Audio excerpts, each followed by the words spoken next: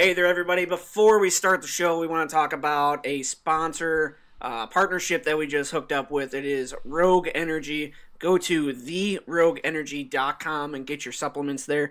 Pretty much what it is. It's a healthy alternative for energy drinks and all that good stuff. It's got caffeine in it, only 175 milligrams, but it's pretty much for everybody. It is specifically designed for gamers, athletes, students, entrepreneurs, people with hectic schedules, individuals with low energy, people who are health conscious, much more. It's a great alternative to drinking coffee or energy drinks. I know we were talking before the show, and energy drinks wise, you think about Monster, right? Monster is like $3 a can. This has got 30 servings in it for $30, and basically breaks down to $1 a piece. What do you think, Tom? I absolutely love the change. Josh, every week I would come to the Pony Keg Studios, bring 2 or 3 monsters, to get ready. I had a long day at work. But now, with the Rogue Energy, I only need, it's $30 for 30 servings. If I had 30 monsters, that'd be $90. That's a lot of money. This is saving me a buttload of money. A lot of cabbage. Oh, yeah. I could bet on more games now. I could join more best ball leagues. I am rolling in the dough. I'm like you over here, Mr. Moneybags, right now. Again, it is 0 calorie, 0 sugar, and it's a great alternative to any pops or sodas or energy drinks, anything like that. So do yourselves a favor. Use our promo code, which is what, Tom? PKS. PKS for Pony Keg Sports, of course. Again, promo code PKS. You get 10% off your purchase. You can use it any time that you want. Again, promo code PKS. Go to therogueenergy.com and get your supplements today. 7, 6, 5, 4, 3, 2, 1. It's now time for the Pony Keg Sports Podcast with your hosts, Josh Stevens, Tim Thompson, and Tom Schultz. Woo!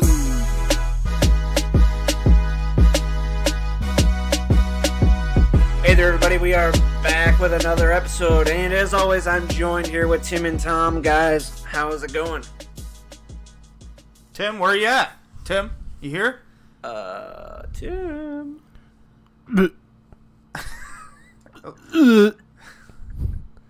Sorry, Tim was sucking dick in the corner, so Mike's here to take over. Good to have you back, Mike. That Thanks, was guys. That was interesting. that was an interesting intro. I like that. I thought it was like you're going to be puking, but I guess he would be puking regardless. But He was just gagging a little. It's fine. there we go. Tom, how are you? I am feeling good, drinking a Rogue Energy drink right now. Excellent. Feeling great. It's better than Monster. It's better than a big cup of coffee from Starbucks. And it's cheaper. Doesn't get any better than that. Can't complain one bit then. What do we have on tap, Mike? It is a keep cut trade There we for go. 3 wide receivers. They're fun wide receivers. I like pretty much all of these guys. Yeah, not complete stud guys, but they are under the radar type wide receivers. And how fun would it be for us to keep giving you legit number 1 wide receivers and running backs over and over and over and over and over again? It would be fun, but at the same time, we need to give you guys some wide receivers that you're going to be drafting later in drafts to help win your league. Well, that's why even I'm not on the show that often. I listen to you guys all the time, and I know the number 1 guys. Everybody knows the number 1 guys. I that's great that you want to talk about them. I understand they deserve to be talked about. But if you want to have some fantasy football knowledge, you want to win a league, you got to know your mid to late round stuff. Who are you going to pick up in the 18th round? Who is it? I know. Yep. You know. Yeah. And we're going to tell you guys later. Yeah, we've been covering a lot of guys in the first and second round, and those picks, they're really not going to win you a lot of leagues. Mm-hmm. They can lose you the league, but when you hit in the 5th through 9th rounds and you get a stud in one of those rounds, there's a good chance you're going to win that league if you're hitting on a majority of those picks in those key rounds right there. I remember our first year as a league together as a group. I drafted Rob Gronkowski as a rookie, and you guys made fun of me, and I traded him to Tom for almost nothing because I thought I was an idiot. Now, it turns out I was just the start of a brainchild. You're ahead of the curve. Yeah. Yep. The wide receivers that we have on tap for you guys today are wide receivers Jarvis Landry, who's going off as the 24th wide receiver. Pretty crazy to think about that. Middle of the 5th round, Michael Crabtree, 28th wide receiver, middle of the 6th round. And I'm sorry, Corey Davis, the 27th wide receiver, beginning of the 6th round. So 3 guys pretty close to ADP, 24, 27, and 28. And right away, you got to think about these, at least 2 of these guys, right? Jarvis Landry going to a new team, leaving Miami, going to Cleveland, and Michael Crabtree leaving his team and going to Baltimore. So what are you guys' thoughts on your keep player out of these 3? For me, I truly believe that all 3 of these guys right now they're being drafted as your number 2 or number 3 receivers. All 3 of them has the physical ability, have the team that they're on the ability to be a number 2 or number 3 wide receiver. Some of them have potential to be a number 1. In all honesty, one of them has been a number 1 wide receiver in fantasy football the last few years, and that's Jarvis Landry, and that's who I'm going to go with. For me, he's got the highest floor, and that's kind of what I'm looking for when I'm drafting a wide receiver 2 or wide receiver 3. Last couple of years, averaging over 100 receptions, over 1,000 yards, and averaging 6 touchdowns. That's a bona fide stud in PPR formats. I get that his value is dropping, though. In PPR formats, though, it's been the low-end wide receiver 1 for 3 years. Now he's going as a wide receiver 3. There's something off right there, and his value isn't dropping because he's out of his prime. Dude's only 26 years old. It's not because he's missing games. This dude doesn't miss games. Plays close to 95% of the snaps in each one of his games for the Miami Dolphins. He's not getting old. I truly believe that going to the Browns, I don't think it's going to kill his value, in all honesty. Tyrod Taylor last year with Buffalo didn't have a wide receiver that had over 60 receptions. But the difference here is Jarvis Landry is better than any player Tyrod Taylor has ever played with. They're paying him big-time money. You do not pay a wide receiver $15 million a year to come in and not score points and not use him. He is going to be used. The volume, he might not be getting 150 targets like he saw last year, but he's still going to get over 100 targets, and I think he's going to be between that 80 and 90 reception mark. And if he can do that, get 800 to 900 yards with that, 4 to 5 touchdowns, he's going to be a wide receiver too in fantasy football. And there's all these issues going on with Josh Gordon right now in Cleveland. I think the safest bet no issues. He's just trying to clear his head. Yeah, he's having mental health issues, and he's not going to be at camp on time, so who's going to be the number 1 receiver in Cleveland? If I was betting money, I would say Jarvis Landry. And Josh Gordon's going as wide receiver 12 or 13. I think that's crazy and ludicrous, and I think Jarvis Landry will be the safest option out of these 3 guys. Yeah, look, we can take his receptions alone. He had 112 receptions last year. And in a PPR league, on that alone, he almost outscores Corey Davis. Yep. So, I mean, the guy is just absolutely phenomenal. He's one of the most underrated wide receivers in the league. Miami hated him. For whatever reason, they hated him. And he still got 112 receptions. They tried boxing him out in the red zone, would barely use him whenever they got to their own red zone. And he still just produced 9 touchdowns. 112 receptions alone makes him Tom, and the one thing I'll disagree with you is you said he's a number 2 wide receiver. No, he's a number 1 wide receiver. This guy is going to absolutely explode in Cleveland. He is falling in ADP because he's on Cleveland, and that carries a bad name, and don't let that scare you away. Tyrod Taylor and him are going to become very, very close very fast. You'll see it in the preseason games. This guy is going to absolutely explode. He's broken pretty much every rookie record except for touchdowns for a first 4 years of wide receiver. Do not be afraid of him. He is absolute out of these 3 guys. He's the hands down keeper. He's your keep then? Yep. Landry's my keep as well. And it's the first time we've had this. I know.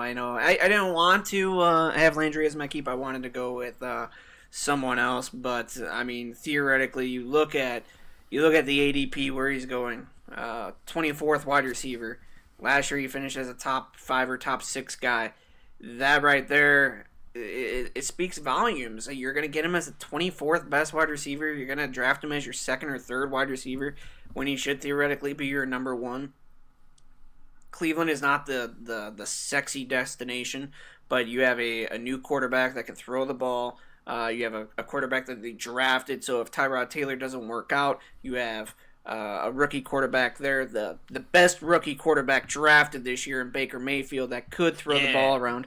But the other thing is, Cleveland now has a legit running game. Not only do they have Duke Johnson that can catch the ball in the backfield and run the ball, but you have Carlos Hyde, who has been a top 10 guy multiple times now, where we think he's absolute trash. Maybe he is just a terrible player, but he produces top 10 fantasy seasons. And you also have the rookie running back that they drafted as well in Nick Chubb. So you have a running game.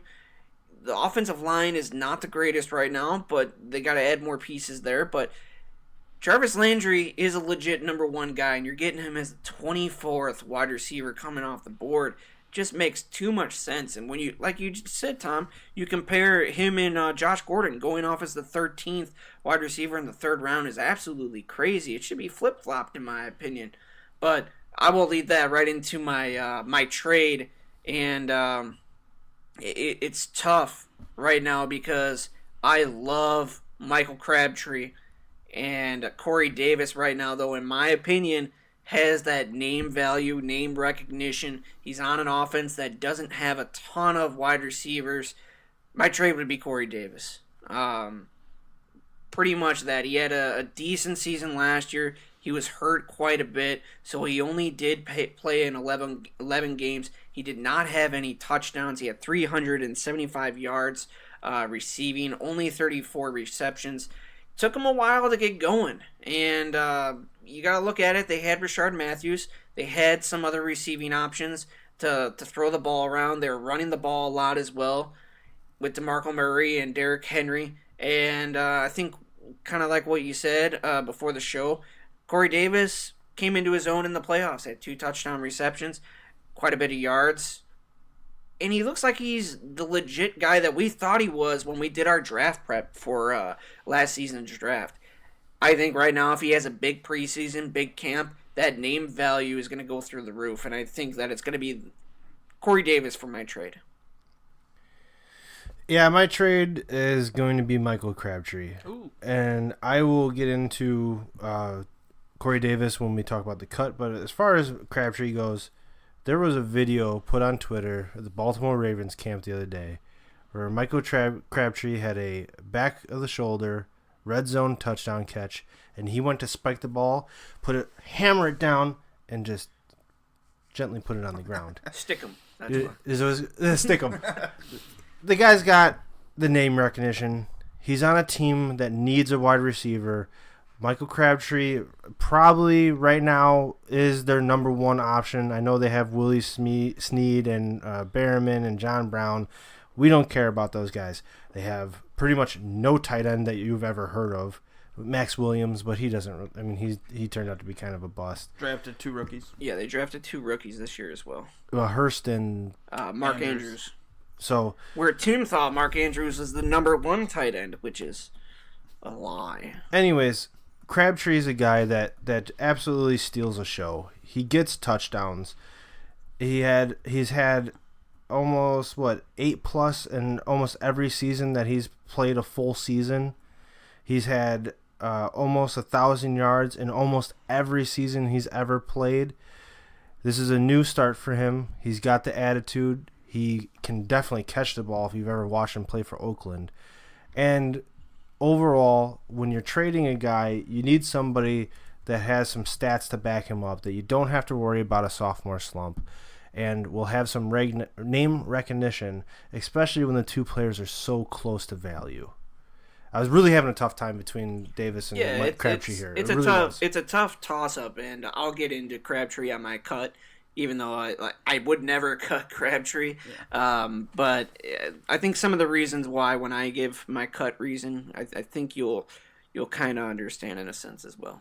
Yeah, for my trade, Josh, I agree with you. So we had the same 3. I had Corey Davis. I just think right now that name recognition, the fact that he was a top 5 draft pick in the 2017 draft, the fact that he kind of started to emerge in the playoffs. The last we saw him, 2 touchdowns, first 2 touchdowns he scored all year. But that recency bias, it's effective in like a dynasty league. He's going a lot higher in redraft, dynasty, keeper leagues, all that stuff. He's going a lot higher than I really think he should. Personally, I will not be touching him. He will not be my top 35 receivers, even in a dynasty format. Just right now with Marcus Mariota, not a big-time believer in him. But he does have a good skill set. I like his size. He's a good athlete. He kind of checks all those boxes. But, again, he had some injuries going into camp. Never got healthy. He played 11 games. But you compare his stats to a Chris Godwin, and Chris Godwin's numbers were a lot better in his rookie year and kind of different caliber of players. We'll see if Corey Davis really wants it. But I think if you had to trade between Corey Davis and Crabtree, you'd get the most out of Davis right now. Your cut is Crabtree, right? It's Crabtree as well. It's kind of I've kind of been like a mortal. Crabtree's been a mortal enemy of mine. You know, I've been a Amari Cooper guy for a long time. He's still my guy, but now Crabtree is gone from Oakland, so I can go out and I can start rooting for Crabtree again. I just really like the landing spot going to Baltimore. Crabtree the last 3 years, he's been pretty good. 77 receptions. He's been averaging close to 850 yards, 8 touchdowns. Those are good numbers. A very good chance to be a sneaky, underrated wide receiver 2 this season. In the last 3 years for the Ravens, they finished top 11 in passing attempts. So there is going to be volume. There is going to be a bunch of targets there, especially in the red zone. And that's where Michael Crabtree has been so effective and so good in his career. He's going to be one of those guys that has the potential to get double-digit touchdowns. Flacco likes to throw the football. He hasn't been really good at it and very efficient at it, but he does sling the rock. And there's a clear-cut number 1 in Baltimore, and that's Crabtree. Yeah, so this is a little bit of the reason for me why my cut is Crabtree.